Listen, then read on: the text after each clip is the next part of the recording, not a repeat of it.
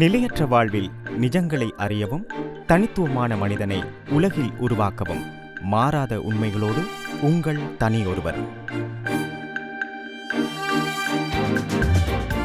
வணக்கம் அன்பான நேயர்களே, தனியொருவர் நிகழ்ச்சியை கேட்க காத்திருக்கும் உங்கள் அனைவரையும் அன்போடு வரவேற்கின்றோம்.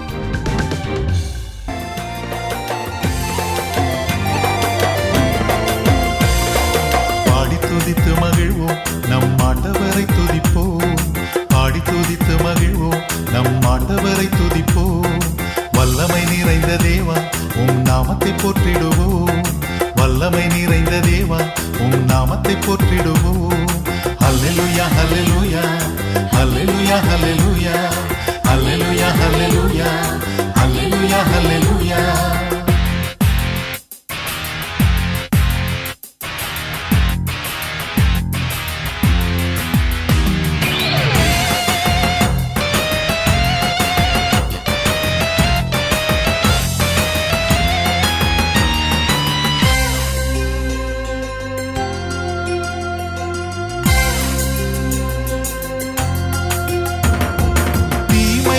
நன்மையாக மாற்றும் தேவனே, துன்பங்களை இன்பமாக மாற்றும் ராஜனே. தீமைகளை நன்மையாக மாற்றும் தேவனே, துன்பங்களை இன்பமாக மாற்றும் ராஜனே. உமது வார்த்தைகள் உணவாய் மாறணும், அனுதினமும் நாங்கள் உம்மை பாடணும். அனுதினமும் நாங்கள் உம்மை பாடுவோம். ஹல்லேலூயா ஹல்லேலூயா ஹல்லேலூயா ஹல்லேலூயா ஹல்லேலூயா ஹல்லேலூயா ஹல்லேலூயா ஹல்லேலூயா.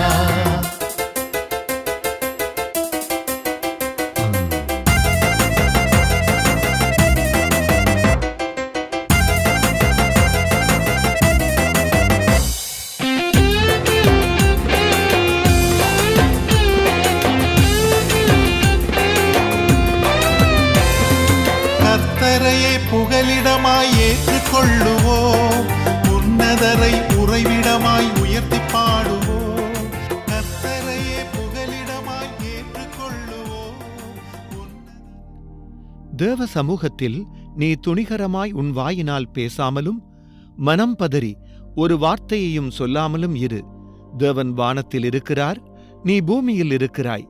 ஆதலால் உன் வார்த்தைகள் சுருக்கமாயிருப்பதாக. அன்பு நேயர்கள் அனைவருக்கும் இனிய இரவு வணக்கங்கள். மீண்டும் இந்த நிகழ்ச்சியிலே உங்களை சந்திக்கிறதிலே மகிழ்ச்சி அடைகின்றேன். பிரியமானவர்களே, யோசேப்பின் மரணம் மற்றும் ஆதியாகமம் புத்தகத்தின் மீளாய்வினை கடந்த வாரம் செவிசாய்க்க ஆரம்பித்தோம். ஆதியாகமம் புத்தகத்தின் மிகுதி மீளாய்வினையும் மற்றும் யாத்திராகமம் அதிகாரத்தை ஆரம்பிப்பதும் இன்றைய நிகழ்ச்சியின் நோக்கமாயிருக்கின்றது. ஆதியாகமம் புத்தகத்தின் மிகுதி மீளாய்வை செவிசாய்க்க தயாராயிருக்கிறீர்களா? ஆதாமின் முதல் 2 மகன்களான காயின் மற்றும் ஆபேல் பற்றி அறிந்து கொண்டோம். ஆபேல் ஆண்டவருக்கு ஒரு ஆட்டுக்குட்டியை கொன்று பலி செலுத்தினான் என்று பார்த்தோம். இதனால் பாவிகளுக்கு பதிலாக துன்பப்படுவதற்கும் இறப்பதற்கும் வரவிருக்கும் மீட்பரை அது அடையாளப்படுத்துகிறது. காயினை பொறுத்தவரையில் அவன் தன் சொந்த முயற்சிகளால் ஆண்டவரை அணுக முயன்றான். சபிக்கப்பட்ட நிலத்தில் அவன் தான் பயிரிட்டதை ஆண்டவருக்கு செலுத்தினான். ஆனால் அவன் செலுத்திய காணிக்கையில் இரத்தமில்லை. அவ்விடத்தில் பாவத்திற்கான மரணம் தண்டனையாய் இல்லை. இதன் விளைவாக கர்த்தர் ஆபேலை ஏற்றுக்கொண்டார், ஆனால் காயினை ஏற்கவில்லை. காயினின் பலியை ஆண்டவர் ஏன் ஏற்றுக்கொள்ளவில்லை? ஏனென்றால் பாவத்திற்கு ஊதியம் நல்ல செயல் என்று ஆண்டவருடைய சட்டம் சொல்லவில்லை. மாறாக அது கூறியது என்னவென்றால், பாவத்தின் ஊதியம் மரணம், இரத்தம் சிந்துதலை தவிர மன்னிப்பு இல்லை. ஆண்டவருடைய நீதியின் வழியை மனம் திரும்பி ஏற்றுக்கொள்ளும்படி ஆண்டவர் காயினை கேட்டுக்கொண்டார். ஆனால் காயின் கோபமடைந்து தன்னுடைய தம்பி ஆபேலை கொன்றான். ஆதாமின் சந்ததியினரில் பெரும்பாலானவர்கள் காயினுடைய அடிச்சுவடுகளை பின்பற்றினார்கள். ஆகவே நோவா தீர்க்கதரிசி காலத்தில் ஆதியாகமம் 6ஆம் அதிகாரம் 5ஆம் வசனம் கூறுகிறது, மனுஷனுடைய அக்கிரமம் பூமியிலே பெருகினது என்றும் அவன் இருதயத்து நினைவுகளின் தோற்றமெல்லாம் நித்தமும் பொல்லாததே என்றும் கர்த்தர் கண்டு என்பதாக நாம் வாசிக்கின்றோம். பிரியமானவர்களே, மனுஷனுடைய பொல்லாத இருதயத்தின் காரணமாக துன்மார்க்கம் நிறைந்த பாவிகளை அழிக்கும் வரை உலகளாவிய வெள்ளத்தை அனுப்பும்படியும் ஆண்டவர் எண்ணம் கொண்டார். அந்த பொல்லாத காலத்தில் நோவாவும் அவருடைய குடும்பத்தினர் மட்டுமே ஆண்டவரை விசுவாசித்தார்கள். ஆதலால்தான் ஒரு விசாலமான பேழையை கட்டும்படி ஆண்டவர் நோவாவிடம் சொன்னார். நோவா பேழையை கட்டி முடிக்கும் அளவும் ஆண்டவர் பாவிகளோடு நீண்ட காலமாக பொறுமையாக இருந்தார். ஆனால் நோவாவும் அவருடைய மனைவியும் அவர்களுடைய 3 மகன்மார்களான சேம், காம், யாபேத் மற்றும் அவர்களது மனைவிமார்களை தவிர வேறு எவரும் மனம் திரும்பி பேழைக்குள் நுழையவில்லை. மொத்தத்தில் 8 ஆத்துமாக்களே பேழைக்குள் இருந்தன. அடுத்து நாம் ஆபிரகாமை பற்றி பார்த்தோம். ஆபிரகாம் தீர்க்கதரிசி நோவாவின் குமாரனான சேமின் சந்ததியிலிருந்து வந்தவனே. ஆபிரகாமுக்கு தன் தந்தையின் வீட்டை விட்டு வெளியேறி கானான் தேசத்திற்கு செல்ல ஆண்டவர் கட்டளையிட்டதை நாம் படித்தோம். ஆபிரகாமை ஒரு புதிய தேசமாக மாற்றும்படி ஆண்டவர் திட்டமிட்டார். இதன் மூலம் அவர் தீர்க்கதரிசிகளின் வேத வசனங்கள் மற்றும் வாக்குறுதி அளிக்கப்பட்ட இரட்சகரை எமக்கு வழங்குவார். அதனால்தான் ஆண்டவர் ஆபிரகாமிடம் ஆதியாகமம் 12ஆம் அதிகாரம் 2 மற்றும் 3 வசனங்கள் ஊடாக இவ்வாறு பேசினார். நான் உன்னை பெரிய ஜாதியாக்கி உன்னை ஆசீர்வதித்து உன் பேரை பெருமைப்படுத்துவேன். நீ ஆசீர்வாதமாயிருப்பாய். உன்னை ஆசீர்வதிக்கிறவர்களை ஆசீர்வதிப்பேன், உன்னை சபிக்கிறவர்களை சபிப்பேன். பூமியில் உள்ள வம்சங்களெல்லாம் உனக்குள் ஆசீர்வதிக்கப்படும் என்றார். அன்பானவர்களே, ஆண்டவர் வாக்குறுதி அளித்ததின்படியே ஆபிரகாம் தனது வயதான காலத்தில் ஈசாக்கின் தந்தையானதையும் கேட்டோம். ஈசாக்கு யாக்கோபின் தந்தையானான்.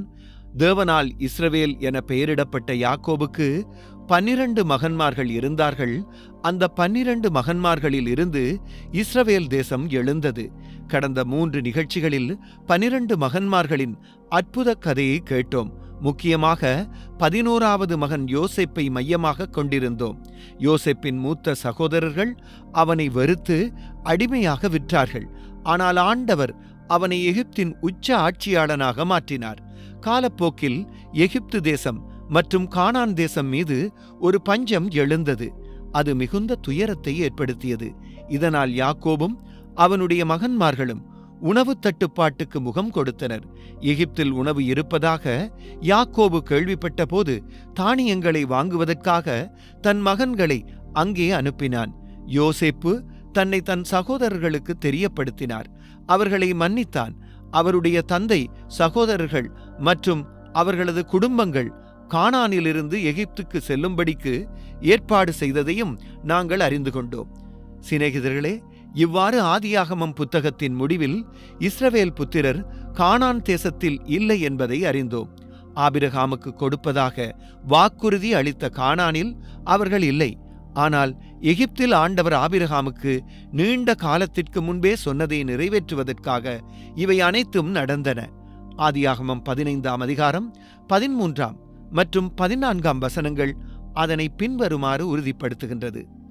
அப்பொழுது அவர் ஆபிராமை நோக்கி, உன் சந்ததியார் தங்களுடையதல்லாத அந்நிய தேசத்திலே பரதேசிகளாயிருந்து அந்த தேசத்தாரை சேவிப்பார்கள் என்றும் அவர்களால் 400 வருஷம் உபத்திரவப்படுவார்கள் என்றும் நீ நிச்சயமாய் அறியக்கடவாய். இவர்கள் சேவிக்கும் ஜாதிகளை நான் நியாயம் தீர்ப்பேன். பின்பு மிகுந்த பொருட்களுடனே புறப்பட்டு வருவார்கள். சகோதரர்களே, இஸ்ரவேல் புத்திரருக்கு நடந்த எல்லாவற்றிலும் ஆண்டவர் தன்னுடைய கையை வைத்திருந்தார். ஆபிரகாமின் பேரக்குழந்தைகளான இஸ்ரவேலருக்கு கானான் தேசத்தை வாக்குறுதி அளித்த போது எகிப்தில் குடியேற ஆண்டவர் ஏன் அனுமதித்தார் என்று நினைக்கின்றீர்கள்? ஏனென்றால் எகிப்து தேசத்தில் இஸ்ரவேலர்களுக்கு என்ன நேரிடும் என்பதன் மூலம் தம்முடைய மகிமையையும் வல்லமையையும் காட்ட ஆண்டவர் விரும்பினார். இஸ்ரவேல் புத்திரரை தம்முடைய அற்புதமான வல்லமையினால் விடுவிக்கும்படி ஆண்டவர் திட்டமிட்டார். இதனால் அவர் ஜனங்களின் ராஜாவும் சர்வ வல்லமையுள்ள ஆண்டவர்களில் ஆண்டவர் என்பதை அனைவரும் அறிந்து கொள்ள வேண்டும் என்றும் அப்படி செய்தார். இப்பொழுது எனக்கு அன்பான நண்பர்களே, நாம் நிகழ்ச்சியின் ஆரம்பத்தில் குறிப்பிட்டது போன்று ஆதியாகமம் புத்தகத்தின் ஊடாக எங்கள் பயணத்தை இனிதே நிறைவு செய்து யாத்ராகமம் புத்தகத்திற்கு அடியெடுத்து வைப்போம். தேவ வசனங்களில் நாம் பயணத்தை தொடரும்போது அவர் எம்முடைய மனதையும் இருதயத்திலும் கற்பிப்பார் என்று நாம் ஆண்டவரிடம் பிரார்த்திக்கின்றோம். வாருங்கள், யாத்ராகமம் 1 அதிகாரம் 1 தொடக்கம் 22 வரையான வசனங்களுக்கு உங்கள் செவிகளை சாய்த்திருங்கள். எகிப்துக்குப் போன இஸ்ரவேலருடைய குமாரரின் நாமங்களாவன ரூபன், சிமியோன், லேவி, யூதா, இசக்கார், செபுலோன், பென்யமீன், தான், நப்தலி, காத், ஆசேர் என்பவர்களே. இவர்கள் யாக்கோபுடனே தங்கள் தங்கள் குடும்பத்தோடும் கூட போனார்கள். யோசேப்போ அதற்கு முன்னமே எகிப்தில் போயிருந்தான். யாக்கோபின் கர்ப்பப்பிறப்பாகிய யாவரும் 70 பேர். யோசேப்பும் அவனுடைய சகோதரர் யாவரும் அந்த தலைமுறையார் எல்லோரும் மரணமடைந்தார்கள். இஸ்ரவேல் புத்திரர் மிகுதியும் பலுகி ஏராளமாய் பெருகி பலத்திருக்கிறார்கள். தேசம் அவர்களால் நிறைந்தது.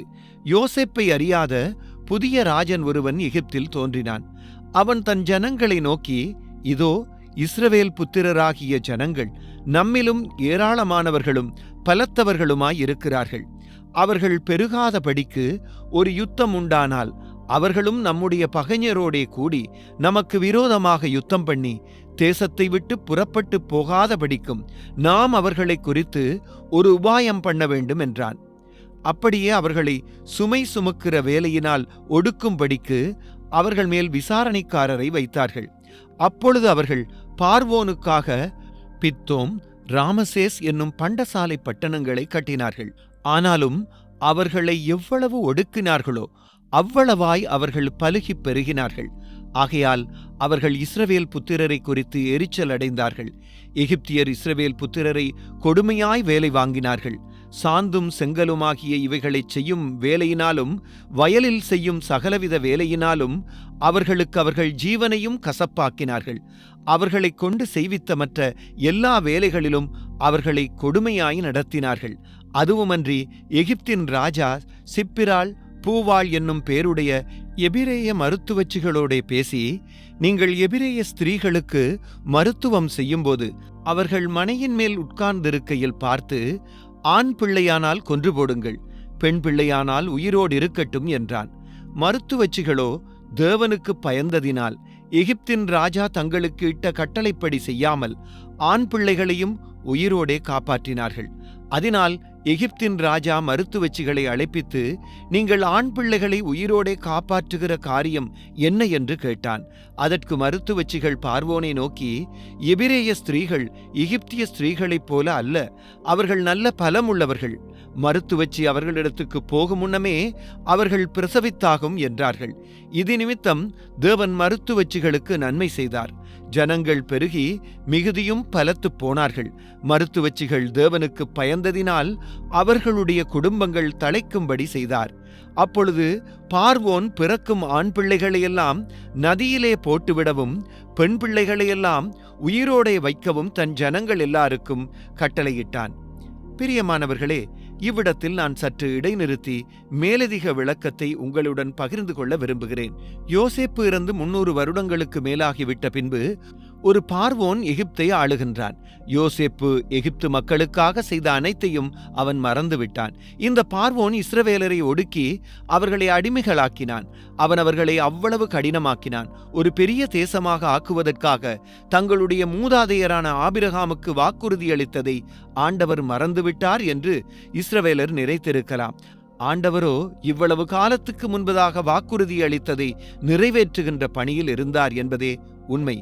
அடுத்த ஒலிபரப்பில் எகிப்தில் 400 வருடங்கள் அடிமைத்தனத்தில் இருந்த இஸ்ரவேல் மக்களை பார்வோன் என்ற ராஜாவின் கொடூரமான கையிலிருந்து மீட்பதற்காக ஆண்டவர் எவ்வாறு ஒரு விடுதலையாளனை எழுப்பினார் என்பதை நாங்கள் பார்க்கலாம். அந்த விடுதலையாளனின் பெயர் என்ன என்று தெரியுமா? ஆம், அவன்தான் ஆண்டவருடைய தீர்க்கதரிசி மோசே. ஆண்டவரின் புத்தகத்திலிருந்து இந்த நினைவூட்டலை நீங்கள் கருத்தில் கொள்ளும்போது ஆண்டவர் உங்களை ஆசீர்வதிப்பாராக.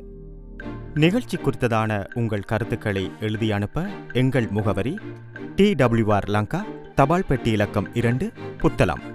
TWR லங்கா, தபால் பெட்டி இலக்கம் 2, புத்தளம். மற்றும் வாட்ஸ்அப் மூலம் தொடர்பு கொள்ள இலக்கம் 0714 577634 0714 57 76 34. மீண்டும் அடுத்த வாரம் இதே நேரம் நிகழ்ச்சியில் உங்களை சந்திப்போம். வணக்கம் நேயர்களே.